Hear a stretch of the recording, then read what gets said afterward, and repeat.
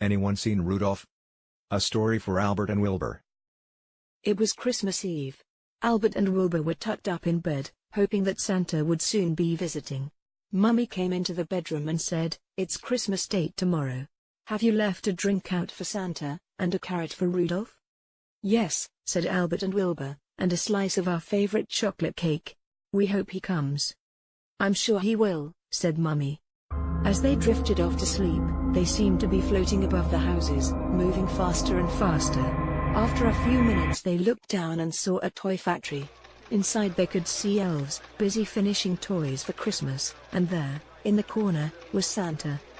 "Hello Albert." "Hello Wilbur," said Santa. "Have you come to help?" "Yes please," said Albert and Wilbur. "Well, the first thing we need to do is to find Rudolph." He turned to the elves and shouted, "Has anyone seen Rudolph?" No one had seen him, so Santa asked Albert and Wilbur to go down to the reindeer paddock to find him. In the paddock the reindeer were warming up, ready for their busy night. "Has anyone seen Rudolph?" asked Albert. "Yes," said the reindeer.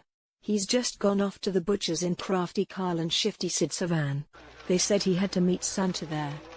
Albert and Wilbur rushed back to tell Santa. "What?" said Santa.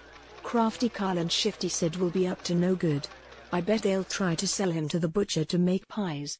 If that happens, Christmas will be cancelled. Quick, Albert, ring the police. We only have 1 hour before Christmas will be cancelled."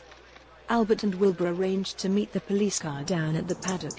They ran as fast as they could, and told the reindeer to fly ahead of Crafty Carl and Shifty Sid Savan, and block the road. Then they jumped into the police car with the policeman and they set off after them. The road was steep and twisty, but soon they could see the van ahead. Crafty Carl and Shifty Sid spotted them and turned off into the forest.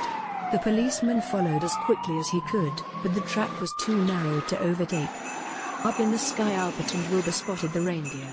They were flying very fast over the forest.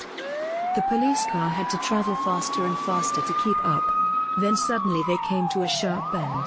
As they went round it they saw the reindeer blocking the track ahead. Crafty Carl and Shifty Sid's van skidded and overturned, and Rudolph jumped out and rushed over to join his reindeer friends. The policeman arrested Crafty Carl and Shifty Sid for kidnapping Rudolph, and took them off to jail. Suddenly Albert and Wilbur realized they were on their own, in the middle of the forest, and it was getting dark and cold.